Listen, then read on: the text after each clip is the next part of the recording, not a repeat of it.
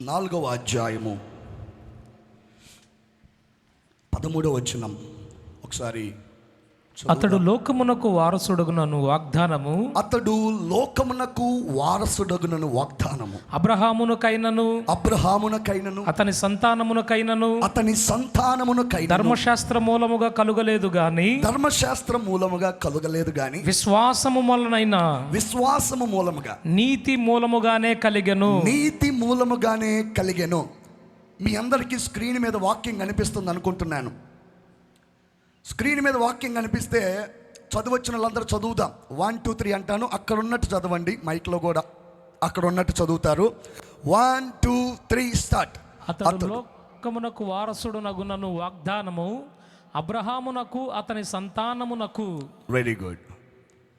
అందరు చెప్పండి. అతడు లోకమునకు వారసుడగునను వాగ్దానము అబ్రహామునకు అతని సంతానమునకు.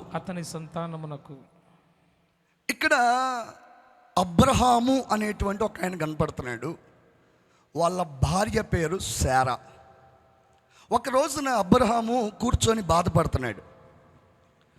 ఏం కూర్చొని బాధపడుతున్నాడంటే, ఈ యొక్క ఆ స్క్రీన్ మీద వచ్చినంలో మీకేమన్నా భార్యాభర్తల సంభాషణ కనపడుతుందా అమ్మా? ఇప్పుడు అతడు లోకమునకు వారసుడు అనే వాగ్దానం అబ్రహాము అతని ఆ మధ్యలో భార్యాభర్తల సంభాషణ ఏమైనా కనపడుతుందా? నాకైతే కనపడింది. నేను మీకు చూపిస్తా. ఇప్పుడు ఉదాహరణకి నేను అబ్రహాం అనుకుందాం. ఇప్పుడు మా శారా మా శారా కూడా ఇక్కడే ఉంది. ప్రస్తుతానికి మేమిద్దరం అబ్రహాం శారా అనుకోండి. ఇప్పుడు ఈ 2 వచనాల మధ్యలో ఒక డిస్కషన్ జరుగుతుంది. Can you turn on this mic? Yes. ఈ అమ్మాయికి 4 డైలాగులు చెప్పాను, బాగా పట్టింది. చూడండి. రైట్. ఒక రోజున అబ్రహాం గారు కూర్చొని బాధపడుతున్నాడు. దీర్ఘంగా ఆలోచిస్తుంటే భర్త బాధపడుతుంటే చూసి తట్టుకోలేని భార్య ఎవరు? సౌజన్య కాదు, శారమ్మ. నేనెవరిని? అబ్రహాం అనండి. నేనెవరిని? ఈయనెవరు? రైట్. అబ్రహాము ఒకరోజు చూసి బాధపడుతుంటే స్టార్ట్ చేయి. ఏమైందండి, దిగులుగా ఉన్నారు? ఇదొక డైలాగ్. శారమ్మ వచ్చి అడిగింది, ఏమైందండి దిగులుగా ఉన్నారు? ఏమైందంటేనమ్మా, నువ్వు వారసుడివి అని దేవుడు నాకు చెప్పాడు. ఎంత ఆస్తికి మీరు వారసులు? 2వ డైలాగ్. నేను వారసుడిని చెప్పిన వెంటనే భార్య ఏమడిగింది? శారమ్మ చెప్పట్లా? మీరు డైలాగులు చెప్పాలి. ఎంత ఆస్తికి వారసులు? ఎంతైనా భర్త వారసుడు అవుతుంటే, పెద్ద ఆస్తిపరుడు అవుతుంటే భార్యకి సంతోషంగానే ఉంటుంది. మీ భర్త గొప్ప ఆస్తికి వారసుడైతే మీకు ఇష్టమైతే చప్పట్లు కొట్టండి భార్యలందరూ. ఏందమ్మా సచ్చు దెబ్బలు? రైట్. నీ భర్త పెద్ద ఆస్తికి వారసుడు అవుతాడంట. అడిగింది వెంటనే, అమ్మా నేను వారసుని అవ్వబోతున్నా అన్న వెంటనే, ఎంత ఆస్తికి వారసులండి మీరు అని అడిగింది. అప్పుడు నేనన్నాను, అమ్మ మీ మామయ్య గారు తెలుసు కదా, అబ్రహాం పాస్టర్ గారు, మా డాడీ, ఆయనకి సొంతగా 1 ఎకరం భూమి కూడా లేదు. ఏమి ఇదేంటి సొంతగా సంపాదించుకున్న ఆస్తులేమి లేవమ్మా. మరి కాకపోతే నేను బైబిల్ ప్రకారంగా నమ్మేది ఏంటంటే, అబ్రహాం అంటాడు మా నాన్నకైతే ఏం ఆస్తి లేదు, కానీ దేవుడు కనపడి చెప్పాడు. శారా, దేవుడు కనపడి ఏం చెప్పాడంటే, అబ్రహాం నువ్వు 10 ఎకరాలకు కాదా ఏ వారసుడివి? ఆమెన్ చెప్పండి. మీరు చెప్పట్లా? ఆమెన్ చెప్పాలా?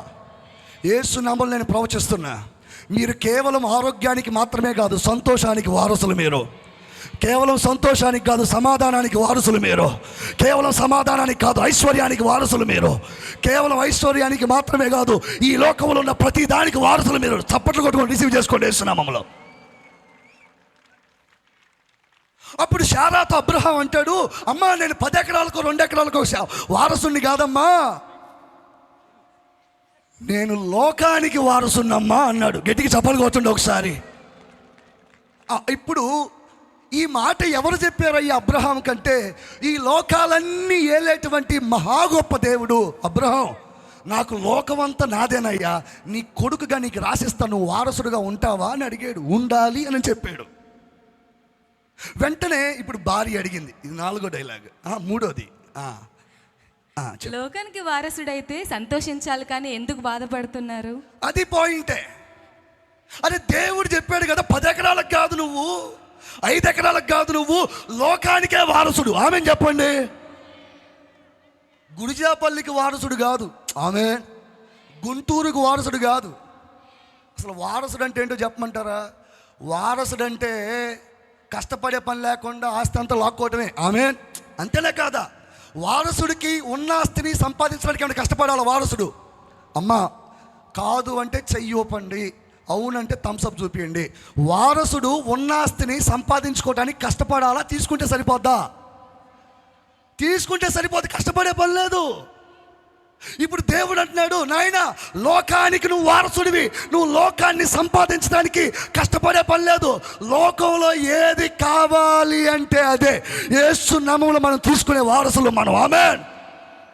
అప్పుడు శారమ్మ అంది, దానికి బాధపడతావేందయ్యా, లోకానికి వారసుడు భార్య నేను. ఆమేన్. ఇప్పుడు మళ్ళీ వచ్చిన వేయండి అన్న, స్క్రీన్లో వచ్చిన. అప్పుడు ఈ అబ్రహాం బాధ ఏంటంటే, శారమ్మ నేను లోకానికి వారసుని సరే, ఏ దేవుడు ఏం చెప్పాడంటే శారమ్మ, వచ్చిన చదవన్నా, అతడు లోకమునకు వారసుడు నగునను వాగ్దానము అబ్రహామునకును అతని సంతానమునకు. ఎవరికంట? అది శారమ్మ నా బాధ. నేను వారసునైతే నాతో ముగిసిపోద్ది, నా పిల్లలు కూడా వారసులంట. గట్టికి చప్పలు కొట్టండి ఒకసారి. ఇప్పుడు నా బాధ ఏంటంటే శారమ్మ, పిల్లలు లేరు కదా, మరి నాతోనే ఆగిపోద్ది కదా ఈ వారసత్వం. ఈ పిల్లల కోసమే నేను బాధపడుతున్నా. 4వ డైలాగ్ ఉంది, వెయిట్ చేయండి. ఆలోచిస్తుంది, అరే మా ఆయన ఒక్కడే వారసుడిగా ఉంటే మా ఆయన తాగిపోద్దే, మరి పిల్లలకన్నాడుగా, అరే మనకేమో పిల్లలు లేరు కదా, ఇప్పుడు ఎట్లా చేయాలి? మా భర్త ఇరకాటంలో పడ్డాడే, లోకానికి వారసుడంట మా భర్త, లోకంలో ఉన్నాయని మా భర్త స్వాధీనం చేసుకోవచ్చు అంట. మా భర్తకే కాదు, మా భర్తకు పుట్టే పిల్లలకు కూడా లోకానికి వారసులు అయ్యే హక్కు ఉందంట. మనకేమో, నా భర్తకేమో పిల్లలు లేరు ప్రస్తుతానికి, మరి ఎట్లా? ఒక ఆలోచన. అద్దుగో వచ్చింది ఆలోచన, చప్పలు కొట్టండి ఒకసారి. ఏంటి ఆలోచన? ఆదికాండం 16వ అధ్యాయం 1వ వచనం. ఆదికాండం 16:1 అంటే చదవండి ఒకసారి. 4 డైలాగులు అయిపోయినాయి. Thank you Sowji. గట్టికి చప్పలు కొడదాం. అబ్రాము భార్య అయిన శారాయి అతనికి పిల్లలు కనలేదు. అతనికి పిల్లలు కనలేదు. ఆమెకు హాగరు అను ఐగుప్త్యురాలైన దాసి ఉండెను. అద్దుగో వచ్చింది ఐడియా. నేను సౌజన్య శాత చెప్పిద్దామని ట్రై చేస్తే నేను అది మాత్రం చెప్పను. నువ్వు ఏదైనా చెప్పు కానీ నేను అది చెప్పను, అవసరమైతే వచ్చిన చదివి వెళ్ళిపోతాను. 4వ డైలాగ్ ఒప్పుకోలా. అమ్మా 4వ డైలాగ్ నువ్వు చెప్పాలి. సరేలేండి, నేను వద్దులే, హాగర్ను తెచ్చుకొని నేనట్టు ఒప్పుకుంటా అంది అమ్మాయి. సరే నువ్వు ఆ డైలాగ్ అనకపోయినా కనీసం వచ్చినని చెప్పి వెళ్ళమ్మా అన్నాను. వచ్చినని చెప్పి వెళ్ళింది. ఏందంట ఇప్పుడు చదవన్నా మనం. అబ్రాము భార్య అయిన శారాయి అతనికి పిల్లలను కనలేదు. ఆమెకు హాగరు అను ఐగుప్త్యురాలైన దాసి ఉండెను. ఏమిటంట ఈమె ఇచ్చిన ఐడియా? దాసి, నాయనా మన ఇంట్లో పని ఉంది కదా హాగర్ అని. ఇప్పుడు దేవుడు అంటున్నాడు నీకు ఆస్తి వచ్చింది అంటున్నాడు. ఆస్తి వచ్చేది 10 ఎకరాలు కాదు, 2 ఎకరాలు కాదు, 50 ఎకరాలు కాదు, లోకమే నీకు ఆస్తి అయిపోద్ది అంటున్నాడు. లోకంలో ఉన్న సమస్త ఐశ్వర్యం, ఆరోగ్యం, సమాధానం, సంతోషం మొత్తానికి నువ్వు వారసుడు అంటున్నాడు. మనం నీ పిల్లలకు కూడా ఇస్తానంటున్నాడు. ఎవడో పిల్లలకు దక్కేది ఎందుకు, నీ పిల్లలకే వచ్చే ప్లాన్ ఒకటి ఉంది. నా పిల్లలకే ఎట్లా వచ్చిద్దమ్మా? ఏముంది, హాగర్ని తెచ్చుకో, ఆమెతో పిల్లలుగాను ఎటు నీ పిల్లోడే అవుతాడుగా, అప్పుడు ఆస్తి ఎటు పోకుండా మన వెనకాలే వచ్చిద్ది అంది. దేవుడు పరిశుద్ధాత్మ దేవుడు ఈ బైబిల్లో ఎందుకు రాపిచ్చాడంటే మనం అట్లా చేయకూడదని రాపిచ్చాడు. అది ఇల్లీగల్ అని రాపించాడు. అబ్రహాము దేవుని యొక్క వాగ్దానాన్ని స్వతంత్రించుకోవడానికి శారమ్మ ఒక ఆలోచన చెప్పింది, కానీ దానిని నేను ఏమంటానంటే అది చట్ట విరుద్ధం, ఇల్లీగల్ అంటాను. మీరు కూడా దానికి ఒప్పుకుంటే 2 చేతుల పైకి తల్లి చెప్పండి ఒకసారి. కొంతమంది చెప్పట్లా లీగలా ఏంటి అది కూడా. భార్య ఉండగా పిల్లలు లేరని చెప్పేసి దాసిని తీసుకొని వచ్చి పిల్లలను కానీ దేవుడిచ్చే వారసత్వాన్ని సంపాదించుకోవాలనుకోవటం, దేవుని ఆశీర్వాదాలు పొందుకోవాలనుకోవటం చాలామంది అబ్రహాములు ఉన్నారు. అబ్రహాములు అంటే క్రైస్తవులు. ఈ అబ్రహాములు ఏం చేస్తారయ్యా అంటే, దేవుడు ఒక ఫ్రేమ్ వర్క్ డిజైన్ చేసి పెట్టాడు ప్రతి దానికి. నాయనా, నువ్వు నీతిని సంపాదించుకోవాలంటే విశ్వాసం ఉంచాలి. ఈ అబ్రహాములు ఏం చేస్తారయ్యా అంటే, అట్టట్ట కుదిరిద్ది, నీతిని సంపాదించాలంటే విశ్వాసం ఉంచటం ఏంది? లేదు లేదు లేదు, నీతిని సంపాదించడానికి నేనేం చేస్తానంటే 40 రోజులు ఉపవాసం ఉంటా. ఉంటే అప్పుడు నేను నీతిని సంపాదించుకుంటా. అది ఇల్లీగల్ రా నాయన, అది చట్ట విరుద్ధము. దేవుడు ఒక ఫ్రేమ్ వర్క్ డిజైన్ చేశాడు నీ యొక్క అద్భుతం కోసం. దేవుడు నిన్ను విడిపించడానికి ఒక డిజైన్ లేకపోతే ఒక సిస్టాన్ని ఏర్పాటు చేశాడు. ఈరోజు ప్రియమైన సోదరుడా సోదరి, నీ జీవితంలో నీతిని సంపాదించుకోవడానికి ఎన్ని ప్రయత్నాలు నువ్వు చేసినా అబ్రహాము హాగర్ను తెచ్చుకొని పిల్లలను అన్నట్టే. దాని వలన అది ఏం జరిగింది, అటు తెచ్చుకుంటే కింద 3లో 5లో ఏడో ఉంటుంది, విసిగిపోయిందని. అదే అధ్యాయం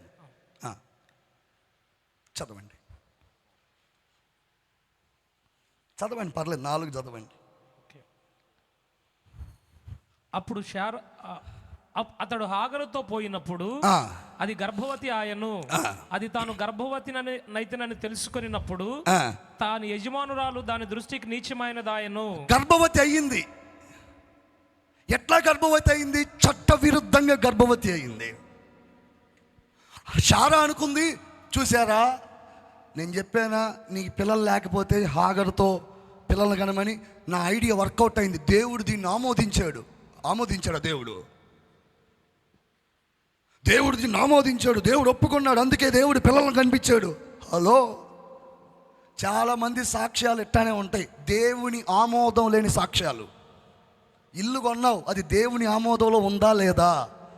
పెళ్లి చేసుకున్నావు, దేవుని ఆమోదంలో ఉన్నదా లేదా? చర్చికి వెళ్తున్నావు, దేవుని ఆమోదంలో ఉన్న చర్చికి వెళ్తున్నావా లేదా? నీకు కొంతమంది మాది కూడా మినిస్ట్రీ అనండి, మాకు ఆత్మీయ తండ్రి ఉన్నాడని చెప్తారు. దేవుని ఆమోదంలో ఉన్న ఆత్మీయ తండ్రినే కలిగి ఉన్నావా లేదా? పొలంలో ఆ విత్తనం వేసామండి, ఈ పంట వేసామండి, దేవుని ఆమోదంలో ఉన్న పంటనే వేసావా? లేదండి, వేయగానే సక్సెస్ అయిపోతుంది. సక్సెస్ అయిపోయినా అన్ని అద్భుతాలు దేవుని ఆమోదంతోనే జరగవు. దానివల్ల చిక్కుల్లో పడాల్సి వస్తుంది. ఈరోజు ప్రియమైన దేవుని బిడ్డలారా, దేవుడు పరిశుద్ధాత్మ దేవుడు నాలో హృదయంలో పెట్టిన మాటలు ఏంటంటే, నువ్వు నీతిని సంపాదించాలి అంటే దేవుని ఆమోదం ఉన్న ఒక ప్లాన్ ఉంది. ఆ ప్లాన్లోనే నీతిని సంపాదించగలవు. ఆమేన్ చెప్పండి ఒకసారి. మొన్న ఒక ఆయన నాకు కలిశారు. ఆయన అన్నాడు, ఇదేంటి మన కొబ్బరికాయలు 101 కొబ్బరికాయలు కొట్టానండి అన్నారు. ఎందుకు కొట్టారు బ్రదర్ అంటే, పుణ్యం కోసం. ఏం పుణ్యం బ్రదర్ అంటే, చేసిన పాపాలన్నీ పోయి నేను నీతిని మంతుడు అవుతానని. ఇల్లీగల్, అది చట్ట విరుద్ధం. అది దేవుని ఆమోదం లేదు దానికి. మరి దేవుని ఆమోదం ఉన్న సిస్టమ్ ఏంటయ్యా? ఒక మనిషి నీతిమంతుడిగా మార్చబడాలంటే రోజు సిగరెట్లు తాగకుండా, మందు తాగకుండా, వ్యభిచారం జోలికి వెళ్ళకుండా, చెడు చూడకుండా, బాగా నిష్టగా గట్టిగా ఉండటమా? గట్టిగా ఎన్ని రోజులు ఉంటావు? గట్టిగా 10 రోజులు ఉంటావు, 11 రోజు తేడా పడతావు. ఎందుకంటే నీ అంతటక నువ్వే నీ శరీరంతో, నీ మనసుతో, నీ థాట్ ప్రాసెస్తో నీతిమంతుడు అవ్వాలని ట్రై చేస్తున్నావు. అది వల్ల కాదు నీకు. మరి లీగల్ ఏంటి? శారమ్మతో పిల్లలు కంటాం. ఆమేన్ చెప్పండి ఒకసారి. శారమ్మతో పిల్లలు కనాలంటే మరి శరీరం ఉడికిపోతుంది, పరిస్థితులు అట్లా లేవే. ఎప్పుడు అంటాడు పౌలు గారు, విశ్వాసాన్ని బట్టి అంటాడు ఇక అక్కడ. కాకపోతే ఆ 4వ అధ్యాయం 16వ వచనంలో రోమాపత్రికలో ఒకసారి చూడండి, 4వ అధ్యాయం 16 రోమా. ఈ హేతువు చేతను ఆ వాగ్దానము యావత్ సంతతికి అనగా ధర్మశాస్త్రము గలవారికి మాత్రము గాక అబ్రహాముకున్నట్టి విశ్వాసము గలవారికి కూడా దృఢము కావాలనని. యాక్చువల్ గా అబ్రహామును పొగిడే అధ్యాయం కానీ ఇది, మధ్యలో హాగర్ స్టోరీ కూడా పెట్టాలి. నాయనా, అబ్రహాము వాగ్దానం వారసుడు అవుతాడు అనగానే హాగర్ జోలికి వెళ్ళాడు, మధ్యలో తేడా పడి వల్లగాలేదని చెప్పేసి ఇటు తిరిగి వచ్చాడు. ఇటు తిరిగి వచ్చిన తర్వాత నా ప్రయత్నాలతో నేనేం సంపాదించుకోలేను, నా ప్రయత్నాలతో నా వల్ల కాదు, విశ్వాసాన్ని బట్టే నేను నా భార్యతో పిల్లల కంటే దేవుని వాగ్దానాలు అనుభవించగలను అని నాకు అర్థమైంది అని చెప్పాలి.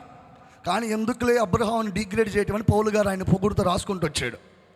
ఆ 4వ అధ్యాయం అబ్రహాం గురించి చెప్పుకుంటూ వచ్చారు. బాబు, ఈ తిప్పలన్నీ నీకెందుకురా, అది చేసి ఇది చేసి ఏదో కష్టపడి నీతిమంతులు అయిపోయి మళ్ళీ కుదరక మళ్ళీ పాపంలో పడి మళ్ళీ కాసేపు నీతిమంతులు కాసేపు పాపులు, ఈ బాధలన్నీ మీకెందుకు? వన్ టైం సెటిల్మెంట్లో నీతిమంతులుగా చేసే సిస్టమ్ ఉంది ఒకటి, అబ్రహాం ఫాలో అయ్యాడు. ఒకటేసారి ఈఎంఐల పద్ధతిలో కాదు, ఒకటేసారి సెటిల్మెంట్ అయిపోద్ది యేసు ప్రభువునందు విశ్వాసం వస్తే. కాబట్టి 5వ అధ్యాయము 1వ వచనం ఫ్లెక్సీ మీద ఉన్నది. కాబట్టి విశ్వాసమూలమున నీతిమంతులుగా తీర్చబడి మనము నీతిమంతులుగా తీర్చబడి మన ప్రభువైన యేసుక్రీస్తు ద్వారా దేవునితో సమాధానము కలిగి ఉందము. దేవునికి స్తోత్రం చెప్పండి ఒకసారి, హల్లెలూయా. ఇక పౌలు గారు అంటాడు, ఈ బాధలన్నీ మీకెందుకయ్యా? హాగర్ దగ్గరికి వెళ్ళటం, ఆమెతో పిల్లలు కంటం, మళ్ళీ ఆ శారాతో గొడవ ఆమెను బయటకు వెళ్ళగొట్టడం, తిప్పలు పట్టడం, ఇవన్నీ వద్దులే. అసలు ఫైనల్గా విశ్వాసం ఉంచితేనే మనకు సెట్ అయిద్దని మళ్ళీ విశ్వాసం జోలికి రావటం ఆల్రెడీ మనం అబ్రహాం గారు అనుభవించున్నారు. కాబట్టి మీరే డైరెక్ట్గా మీ సొంత జ్ఞానంతో కాకుండా మీ సొంత ఆలోచనతో కాకుండా విశ్వాసమూలముగా నమ్మి యేసుక్రీస్తు ప్రభువారు దేవుడని నమ్మి యేసుక్రీస్తు ప్రభువారు సిలువలో చేసిన కార్యాన్ని నమ్మి నీతిమంతులు అయిపోండి అంటున్నాడు. ఆమేన్ చెప్పండి ఒకసారి. నాకు ఇక్కడే డౌట్ వచ్చింది, ఇదేంటి మంచిగా బ్రతికితే కదా నీతిమంతుడు అనేది? అవునా కదా అమ్మా? నీతిమంతుడు భలే నీతిమంతుడండి ఆయన. ఎట్టయ్యాడు నీతిమంతుడు అంటే? ఎవడు అసలు ఒక్క పన్నెత్తి మాట్లాడు, అస్సలు పరుల జోలికి వెళ్ళాడు, ఏ హాని చేయడు, ఎటువంటి దురలవాట్లు లేవు, మంచి నీతిమంతుడండి, మంచి నీతిమంతుడు. కానీ అట్టంటోడు లోపలికి వెళ్ళి కాసేపు 10 రోజులు వాడితో గడిపామనుకో పర్సనల్గా, మొత్తం స్టోరీ అంతా బయటపడిద్ది. ఎంత నీతి ఉంది, ఏముంది కథ మొత్తం. అవునా కాదా? ఎంతటి మహానుభావుడైనా నీతి అనేది నీ థాట్ ప్రాసెస్తో నువ్వు బాగా బతికినందుకు రాదమ్మా. అట్లా తెచ్చుకుందామని ట్రై చేసినా అది చట్ట విరుద్ధం. దానివల్ల అబాసు పాలవుతావు తప్పనిచ్చి దానివల్ల నువ్వు లాభప్రాప్తి పొందేది ఏమీ లేదు.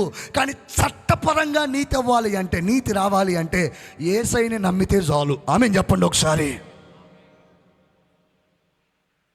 యేసుక్రీస్తునందు విశ్వాసం ఉంచితే నువ్వు నీతిమంతుడివి.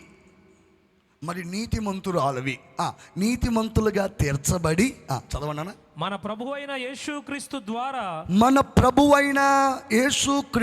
ద్వారా దేవునితో సమాధానము కలిగి ఉందము. ఇదే కదా మీ డౌటు? అరే మనమేం చేయకుండా నీతిమంతులం ఏంద్రాబాయ్? మనం బాగా బతికినప్పుడు కదా నీతిమంతులం, మనం బాగా జీవించినప్పుడు కదా నీతిమంతులం. యేసయ్యని నమ్మితే నీతిమంతులు అవటం ఏంది?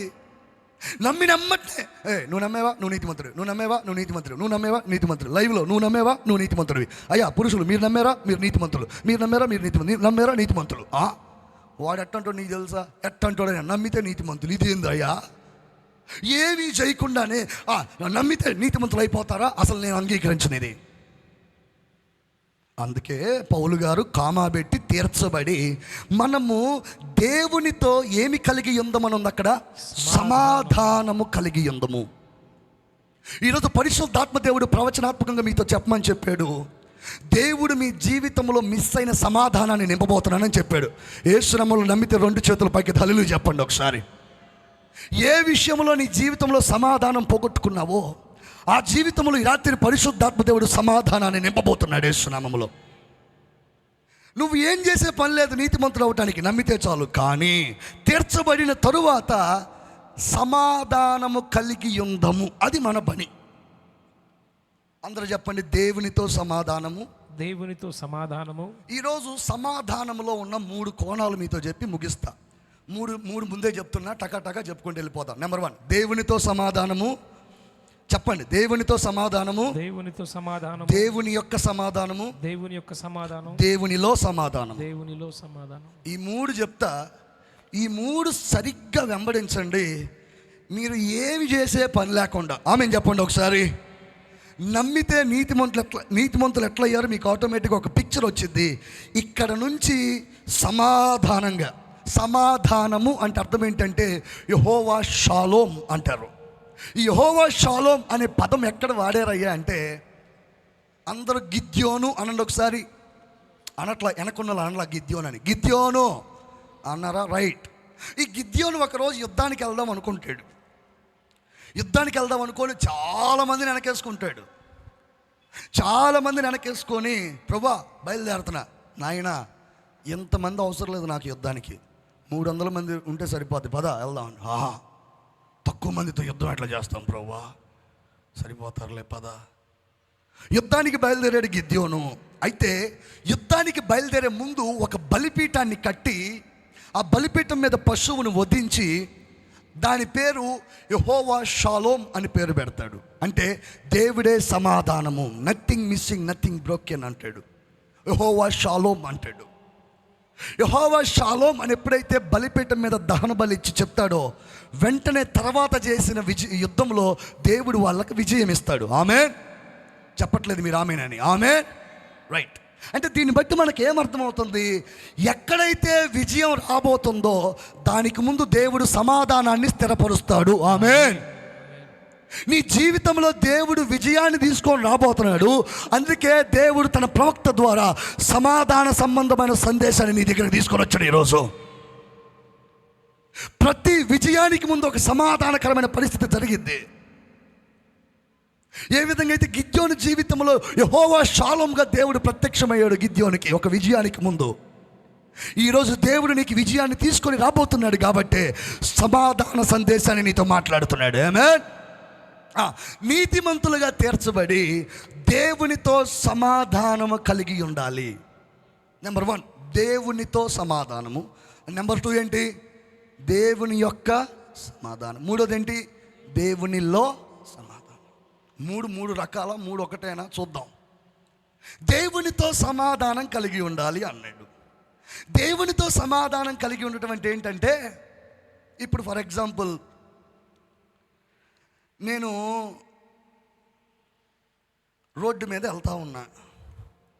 రోడ్డు మీద వెళ్తూ ఉంటే సినిమా హాల్ కనపడింది. సినిమా హాల్ కనపడితే డగల్మని సినిమా హాల్లోకి వెళ్ళా. సినిమా హాల్లోకి వెళ్ళగానే సినిమా టికెట్ కొనుక్కున్నా. వెయిట్ చేస్తున్నా, సినిమా ఎప్పుడు ఆన్ చేస్తారా అని. ఉదాహరణకి సడన్గా మా డాడీ కారు వేసుకొని వచ్చాడు సినిమా హాల్కి. అంటే సినిమా హాల్కి కాదు, అదేదో పని మీద. డాడీ నన్ను చూశాడు, నేను కూడా, చెప్పట్లేదు మీరు, చూశాను. ఇద్దరు మొక్కలు చూసుకున్నాం. నేను షాక్ అయ్యా, ఆయన అంతకంటే షాక్ అవుతాడు. ఈడు ఏడున్నాడు, అరే డాడీ ఎందుకు వచ్చాడు. మొక్కలు చూసుకున్నాం. కారులో ఉన్నాడు కాబట్టి కారు బ్రేక్ అయ్యలేక జప్పమని వెళ్ళిపోయాడు. ఇప్పుడు నేను సినిమాకి వెళ్ళలేదో తర్వాత సంగతి ముందు. ఇప్పుడు సాయంత్రం ఆడికి వెళ్ళాలి, చెప్పట్లేదు మీరు, సాయంత్రం ఆడికి వెళ్ళాలి. సాయంత్రం ఆడికి ఎవరు వస్తారు? ఇప్పుడు అది పెద్ద ఇష్యూ. సరే ఏదో ఒకటి, రోడ్ల మీద అయితే పడుకోలేం కదా. బయలుదేరాం. ఇంట్లో 4-5 గదులు, 5-6 గదులు ఉంటాయి కాబట్టి ఒక గదిలో, ఆయన ఒక గదిలో ఉంటే నేను ఇంకో గదిలోకి వెళ్తున్నా. ఆయన ఇంకో గదిలో ఉంటే నేను ఇంకో గదిలోకి వెళ్తున్నా. డాడీ మామూలుగానే వచ్చాడు, మామూలుగా ఆయన పని ఆయన చేసుకుంటున్నాడు. నన్నేమి ఈడేంది ఆడకనపడ్డాడని సీరియస్గా ఏం లేడు. కానీ నాకు మాత్రం ఏంటి చెప్పండి, అది చెప్పండి, నాకేంది? నేరారోపణ, టెన్షన్ అంట. నేరారోపణ, రే తప్పు చేసావురా, దొరికిపోయావురా, అంత పెద్ద మహానుభావుడికి నీలాంటోడు పుట్టాడేంద్రా, రే నీ పని అయిపోయిందిరా. అస్సలు మీ నాన్న కనపట్టం కాలర్ పట్టుకొని ఉతికారేస్తాడ్రా. ఓమో అయ్యో ఉతికారేస్తాడంట. అయ్యో అది కొద్దిగా ఆడొచ్చాడు ఇడిపోతున్నా, మళ్ళీ ఇటు వస్తే ఇడిపోతున్నా. అర్థం కాల. మధ్యలో మమ్మీ ఉంటుంది, ఏందిరా డాడీ కనపడకూడదు, డాడీ తిరుగుతున్నా. నీకేం చెప్పను మమ్మీ, ఒకటే నేరారోపణ. ఏ నేరారోపణ? నువ్వు తప్పు చేసావురా, ఆయనకు దొరికేవంటే సావు కొడతాడురా. అందరూ చెప్పండి, నేను తప్పు చేశాను, దేవుడికి దొరికానంటే సావు కొడతాడు. ఎవడు బాధ ఇదంతా? మన బాధ మామూలుగా. ఎందుకు మీ చేత చెప్పించానంటే మీరు రోజు అదే బాధపడుతూ ఉంటారని. అవునా కాదా? ఏదైనా చిన్న పొరపాటు చేసావా, అయిపోయిందిరా నాయనా, దేవుడు చూసారా నాయనా, ఈక ఎప్పుడు కొడతాడ్రా, ఈక కుమ్ముతాడ్రా. అయ్యా అయ్యా అయ్యా అయ్యా తెలియక చేశానయ్యా. సరే అట్టుగా తెలియజేసావు, తీసేయి. మళ్ళీ రెండో రోజు, సరే ఒకరోజు వదిలేసాడు అనుకుందాం, ఉదాహరణకు చెప్తున్నా. ఒకరోజు వదిలేసాడు, పట్టించుకోవాలా. డాడీ వందనాలు, డాడీ వందనాలు నాన్న, బాగున్నావా, తిన్నావా, తిన్నాను డాడీ, రైట్. డాడీ కాలేజీకి వెళ్ళొస్తా, రైట్ వెళ్ళన్నా, జాగ్రత్తగా, డబ్బులు కావాలా, తీసుకో. మళ్ళీ పోయా, మళ్ళీ ఆడున్నా అనుకుందాం, సినిమా హాల్ దగ్గర ఉన్నాను అనుకుందాం. మళ్ళీ ఆయన ఏదో ప్రార్థనకి వెళ్తా, మళ్ళీ కారులో జమ్మని వస్తా. మళ్ళీ ఆయన నన్ను చూశాడు, నేను ఆయన్ని. మొదటిసారైనా కొంచెం భయం తగ్గిద్ది, కానీ రెండోసారి అట్లా ఉంటుంది. సాయంత్రం ఇంటికి వెళ్తే ఆయనకి వాయ్యా మొన్నేదో వదిలేసాడు, కానీ ఈసారి మాత్రం నీకుందరా. ఒకటే నేరారోపణ, ఒకటే దోషారోపణ. లోపల మనస్సాక్షి అనేది ఒకటి ఉంటుందండి. ఆ మనస్సాక్షి ఏం చేస్తాడు? నువ్వు చేసేవరా. అది గోల్ చేస్తే నేను నిలబడి వాకింగ్ కూడా చెప్పలేను. అసలేందిరా అంతమంది ముందు మైక్ పట్టుకొని కూర్చో, అర్హుడివా యోగ్యుడివా నీకేముందనే హక్కు గొల్ల చేసి పడేసిద్ది ఎవరు? లోపల ఉన్న మనస్సాక్షి. ఇప్పుడు మిమ్మల్ని కూడా ఎవరైనా అమ్మా మీరు సేవకుడు, అమ్మో నేను అంత ఏందమ్మా అంటే మొత్తం గుర్తొచ్చింది నీకు, నేను అట్లాంటి దాన్ని ఎట్లాంటి అట్లాంటి. హలో, ఈరోజు దేవుడు నీతో చెప్తున్న మాట ఏంటంటే, యేసుక్రీస్తు నువ్వు సినిమాకి వెళ్ళిన దానికి, వ్యభిచార గృహంలోకి వెళ్ళొచ్చిన దానికి, బూతులు మాట్లాడిన దానికి, ఇష్టానుసారంగా డ్యాన్సులు వేస్తూ తాగిన దానికి ఆల్రెడీ నువ్వు పడాల్సిన దెబ్బ యేసుక్రీస్తు ఆల్రెడీ సిలువలో పడ్డాడు. నువ్వు నమ్మితే నువ్వు నీతిమంతుడివే. గట్టిగా చప్పలు కొట్టేస్తున్నామలో. జరిగే ప్రాబ్లం ఏంటంటే, నేను సినిమాకి వెళ్ళొచ్చిన ప్రతిసారి అడ్డం పడుతున్న మమ్మీని కొడుతున్నాడు డాడీ. అంటే అమ్మా నీకు తెలుసుగా డాడీ కొట్టడు అసలు అనుకుందాం. అంటే నేను వెళ్ళొస్తున్నాను, నాకు తెలియట్లేదు, డాడీ కొట్టడేందా అనుకుంటున్నాను. మళ్ళీ రెండోసారి వెళ్తున్నా, మూడోసారి వెళ్తున్నా. కొన్ని రోజుల తర్వాత నాకు తెలిసింది, ఏంటమ్మా ఈ వాతలో, నువ్వు సినిమాకి వెళ్ళొచ్చిన ప్రతిసారి మీ డాడీ నీ మీద కోపాన్ని నా మీద చూపించాడు, అందుకే నీ మీద శిక్ష పోయిందిరా. నిన్ను నీతిమంతుడిగానే చూస్తున్నాడు మీ డాడీ. కొట్టాలా సప్పట్లో? నేను నమ్మనమ్మో, మీరేదో గొడవపడి కొట్టుకొని. ఇప్పుడు క్రైస్తవులు బాధ ఏంటంటే, మీరేదో గొడవపడి కొట్టుకొని నా కోసం దెబ్బలు తిన్నామంటామేంది? లేదు లేదు లేదు, తండ్రికి కుమారునికి ఏ గొడవ లేదు సోదరుడా.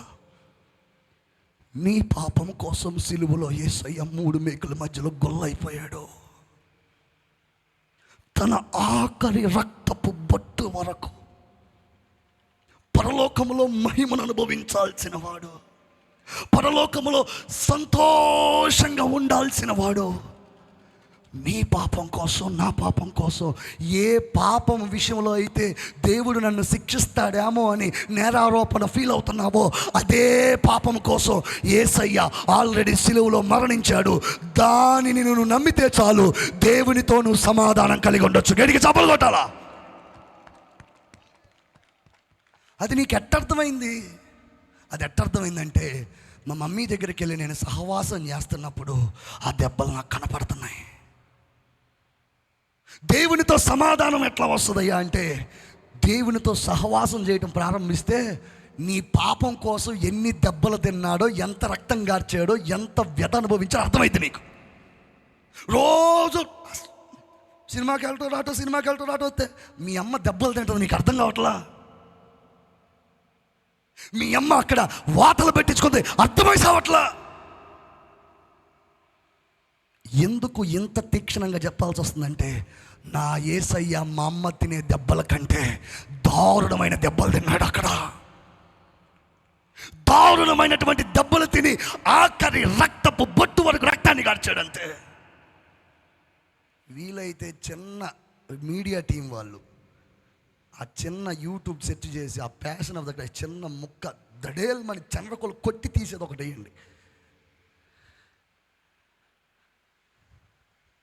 నీ పాపం కోసం నువ్వు ఏదైతే భయపడి చస్తున్నావో, అయ్యో నేను ఎంత పాపిని దుర్మార్గుణ్ణి, చర్చికి పోతే నేను యోగ్యుని కాదని ఏ విషయంలో అయితే గుల్లైపోతున్నావో, దేవుడు దాని విషయంలో ఆల్రెడీ సిలువలో నీ కోసం దెబ్బలు తిని నిన్ను క్షమించేశాడమ్మా. దానిని విశ్వసిస్తే చాలు, నువ్వు నీతిమంతుడివే. అది ఎట్లా విశ్వసించగలనయ్యా అంటే, కొంచెం సహవాసం చేస్తే, మమ్మతో కాసేపు మాట్లాడితే, మమ్మతో కాసేపు కూర్చుంటే వాతలు కనపడతాయి, దెబ్బలు కనపడతాయి, రక్తాలు కనపడతాయి. ఏందమ్మా ఇక్కడ గాయం ఏందమ్మా నీకు? అమ్మా ఇక్కడేంది నీకు వాత ఉంది ఏందమ్మా? అమ్మా ఇక్కడేందమ్మా? ఇక్కడ ఎందుకమ్మా తోలు ఊడిపోయింది? మీ డాడీ కొట్టాడురా. ఎందుకు కొట్టాడమ్మా? నువ్వు చేసిన ప్రతి తప్పుకి ఆయన నన్ను కొట్టాడు.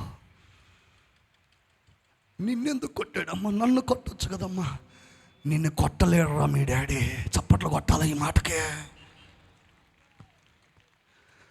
మీ డాడీ నిన్ను కొట్టలేడురా. పరలోకమందున్న తండ్రి నీవు చేసిన తప్పులకి నిన్ను కొట్టలేడు. ఎందుకంటే దేవుడు లోకమును చెప్పలే ఎంతో ప్రేమించను. లోక ప్రేమ ప్రేమిస్తుంది, కానీ దేవుడు ఎంతో ప్రేమిస్తాడు. ఆమె చెప్పండి ఒకసారి. నీ కాసేపు ఆమె చెప్పాలి నాతో కలిసి. నీ భార్య నిన్ను ప్రేమిస్తుంది, కానీ దేవుడు ఎంతో ప్రేమిస్తాడు. నీ భర్త నిన్ను ప్రేమిస్తాడు, కానీ దేవుడు ఎంతో ప్రేమిస్తాడు. మీ అమ్మ నాన్న నిన్ను ప్రేమిస్తారు, కానీ దేవుడు ఎంతో ప్రేమిస్తాడు. నీ బాసు, నీ టీచర్లు, నీ యొక్క సహ ఉద్యోగులు, ఫ్రెండ్స్ నిన్ను ప్రేమిస్తారు, కానీ దేవుడు ఎంతో ప్రేమిస్తాడు. ఎంత ప్రేమిస్తాడంటే, నిన్ను కొట్టలేక తన సొంత కుమారుణ్ణి కూడా చిత్రవద చేసి అంతగా ప్రేమిస్తాడు.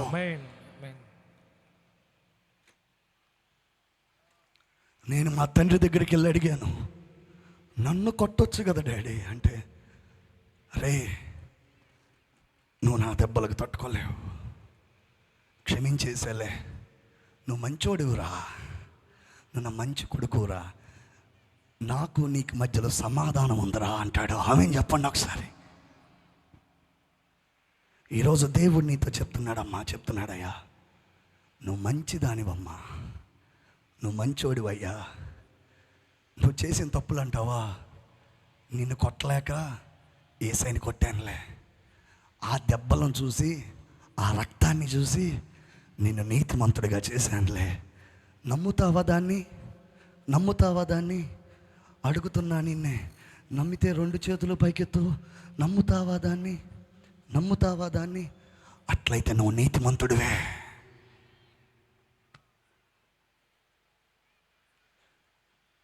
ఇప్పుడు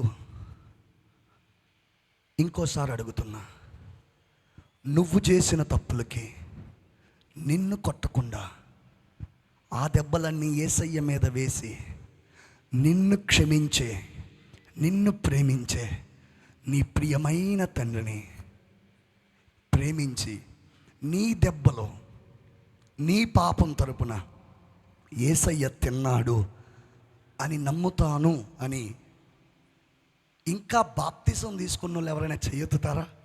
నేను ఇంకా బాప్తిసం తీసుకోలేదు, కానీ నా కోసం, నేను చేసిన పాపం కోసం, దుర్మార్గాల కోసం, నా మీద తప్పులేసి నన్ను గొల్ల చేసి నన్ను బాధ పెట్టకుండా దేవుడు కుమారుడైన యేసుక్రీస్తుని బలి చేసి సిలువలో ఆయన చిత్రవద చేసి నా మీద ప్రేమ చూపించి నన్ను నీతిమంతుడిగా చేయాలనుకుంటున్నాడు అని నేను నమ్ముతున్నాను అన్న వాళ్ళు, బాప్తిసం తీసుకోకుండా ఉన్నవాళ్ళు చెయ్యి ఎత్తుతారు ఒకసారి. నేను మీ చెయ్యి చూడ, స్ట్రైట్గా ఎత్తండి, స్ట్రైట్గా ఎత్తండి, స్ట్రైట్గా ఎత్తండి. లేచి నిలబడండి ఒకసారి, నేను చూస్తాను మిమ్మల్ని అందరినీ. లేచి నిలబడండి, లేచి నిలబడండి, లేచి నిలబడండి, లేచి నిలబడండి, లేచి నిలబడండి, లేచి నిలబడండి, లేచి నిలబడండి. ముందుకు రండి ఒకసారి, ముందుకు రండి. మీ అందరి కోసం నేను ప్రార్థన చేస్తాను. ముందుకు రండి, ముందుకు రండి. పరిగెత్తుకుంటూ రావాలా, మెల్లగా రాకూడదు. పరిగెత్తుకుంటా పరిగెత్తుకుంటా, కొంచెం కొంచెం వేగం పెంచి రావాలా, వేగం పెంచి రావాలా. పరిగెత్తుకుంటా పరిగెత్తుకుంటా పరిగెత్తుకుంటా పరిగెత్తుకుంటా. ఇదిగో ఈ రోజు నుంచి దేవుడు మిమ్మల్ని నీతిమంతులుగా తీర్చాడు. గట్టిగా చప్పలు కొట్టండి యేసునామములో, గట్టిగా చప్పలు కొట్టండి యేసునామములో. రోమా షటారాడా కొమ్మరాడా ప్లేనింగ్ గ్రోబ్రాటాయారాడదోమాష్. ఇంకా వస్తున్నారు, ఇంకా పరిగెత్తుకుంటా. Run run run fast. పరిగెత్తుకుంటా పరిగెత్తుకుంటా రావాలా. చిన్నగా వస్తే కుదరదు. యేసయ్యా నిన్ను ప్రేమించి నీ పాపాలన్నీ ఆయన మీద వేసుకొని, నిన్ను క్షమించి నీ మీద పడాల్సిన శిక్ష ఆయన మీద వేసుకొని నిన్ను నీతిమంతుడుగా చేశాడు. యేసునామములో fire, fire, fire of the Holy Ghost, fire of the Holy Ghost, fire of the Holy Ghost, fire of the Holy Ghost. Over na shabra takarada das korada. Fire of the Holy Ghost, fire of the Holy Ghost. Thank you Jesus, thank you Jesus. ముందుకు రమ్మా. Fire of the Holy Ghost, fire of the Holy Ghost. యేసు నామములో వీళ్ళందరి కోసం గట్టిగా చప్పలు కొట్టండి ఒకసారి. వీళ్ళందరూ అమ్మ మీరందరూ అక్కడికి వెళ్ళండి. అమ్మాయి దగ్గరికి, షైనీ దగ్గరికి వెళ్ళండి. అక్కడికి వెళ్ళండి, అక్కడికి వెళ్ళండి, అక్కడికి వెళ్ళండి. స్లోగా వెళ్ళండి. దగ్గర రమ్మా, దగ్గర రమ్మా. Fire of the holy ghost. ఎంత టైం ఉంది? మొదటి పాయింట్ అయిపోయింది. ఏంటిది అది? మొదటి పాయింట్ ఎవరితో సమాధానం? దేవునితో సమాధానం. రెండోది ఏంటి? దేవుని యొక్క సమాధానం. విశ్వాస మూలముగా నీతిమంతులుగా తీర్చబడి దేవునితో తీసేసి దేవుని యొక్క పెట్టి చదువు అన్న ఒకసారి. కాబట్టి విశ్వాస మూలమున మనము నీతిమంతులముగా తీర్చబడి, కాబట్టి విశ్వాస మూలముగా మనము నీతిమంతులముగా తీర్చబడి యేసుక్రీస్తు ద్వారా, మన ప్రభువైన యేసుక్రీస్తు ద్వారా దేవుని యొక్క సమాధానము కలిగి ఉందము. దేవుని యొక్క సమాధానం కలిగి ఉందము. గట్టిగా చప్పలు కొట్టండి ఒకసారి. హల్లెలూయా. దేవునితో సమాధానం ఉంటుంది అంటే అర్థం ఏంటి? ఎటువంటి దోషారోపణ నేరారోపణ మనకే ఉండదు. అది ఎట్లా డెవలప్ అయింది? రోజు అమ్మతో కాసేపు మాట్లాడినట్లుగా యేసయ్యతో కాసేపు సమయాన్ని స్పెండ్ చేస్తే, 1 గంట సేపు అమ్మ 24 గంటల్లో ప్రార్థన చేసి కాసేపు వాక్యం చదివితే చాలు. ఆయన నిన్ను ఎంత ప్రేమిస్తున్నాడో, నీ పట్ల ఎంత ప్రేమ కలిగి ఉన్నా నీకు అర్థమైపోద్ది. హల్లెలూయా. రెండోది దేవుని యొక్క సమాధానం అంట. ఒకసారి 1 పేతురు పత్రిక ఒకసారి ఓపెన్ చేద్దాం త్వరగా. ఈ పాయింట్ చెప్పేసి మనము మెల్లగా ముగింపులోకి వెళ్దాం. Thank you Holi spirit. 2 పేతురు పత్రిక 1వ అధ్యాయం 3వ వచనం. తన మహిమను బట్టి గుణాతిశయమును బట్టి మనలను పిలిచిన వాని గూర్చిన అనుభవ జ్ఞానము మూలముగా ఆయన దైవ శక్తి జీవమునకును భక్తికి కావాల్సిన వాటినన్నిటిని మనకు దయచేయుచున్నందున దేవుని గూర్చినట్టు మన ప్రభువైన యేసును గూర్చినట్టయిన అనుభవ జ్ఞానము వలన మీకు కృపయు సమాధానమును విస్తరించును గాక. జ్ఞానము వలన సమాధానం వస్తుందంట. ఇది దేవుని యొక్క సమాధానం, దేవుని యొక్క సమాధానం, దేవుని గూర్చి సమాధానం అని కూడా చెప్పవచ్చు. దేవుని గూర్చి సమాధానం ఏంటంటే ఇది నిజంగా జరిగింది. ఇది మాకు మా డాడీకి మధ్యలో జరిగిందే, నిజంగా జరిగింది చెప్తున్నా వినండి. ఒక రోజున నేను లేటుగా లేచాను, దాదాపుగా 7:30-8 అనుకుంటాను. లేటుగా లెగిస్తే పిలిచాడు సీరియస్గా, ఇంకా పెళ్లి కాలేదు అప్పటికి.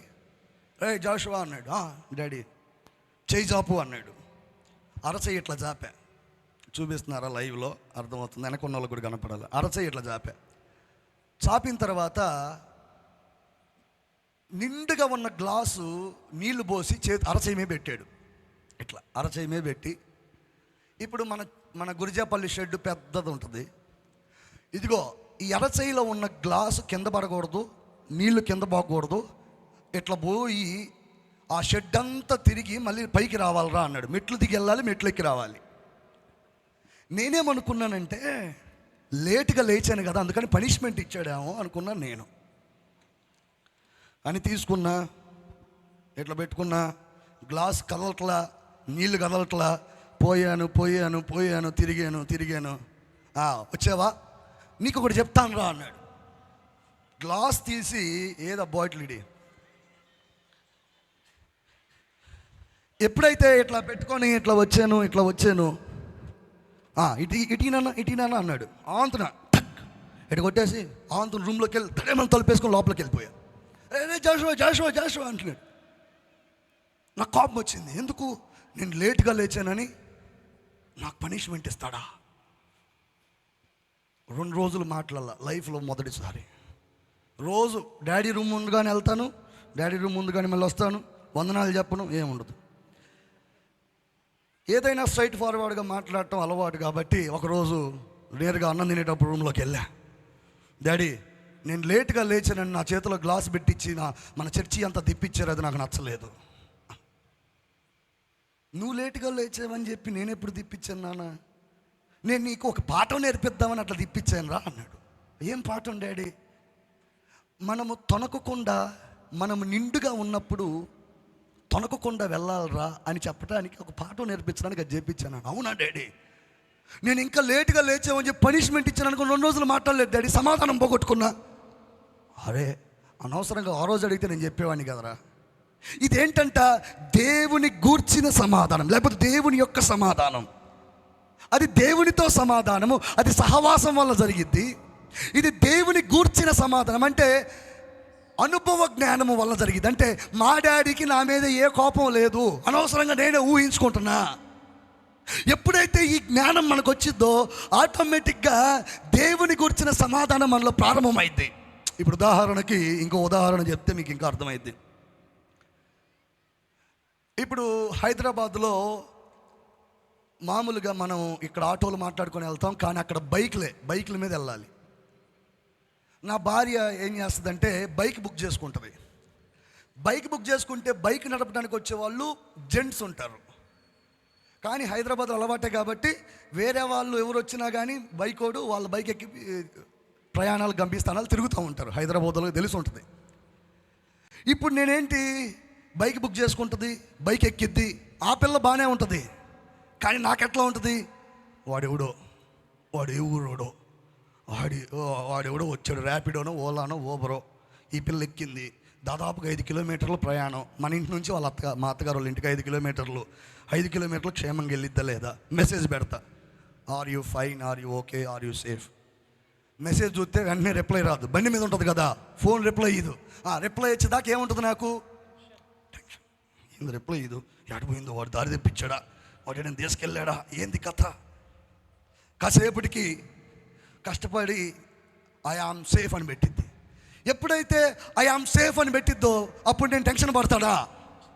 నేను బాగానే ఉన్నాను, బండి మీద క్షేమంగానే వెళ్తున్నానని మెసేజ్ పెట్టింది అనుకో, నేను టెన్షన్ పడతానా? చేతులతో చూపించండమ్మా. ఎప్పుడైతే ఆ జ్ఞానం నాకు వచ్చిందో ఆటోమేటిక్గా సమాధానం అనేది ఆటోమేటిక్గా ప్రారంభం అయిపోయింది నాలో. గట్టిగా చప్పలు కొట్టండి ఒకసారి.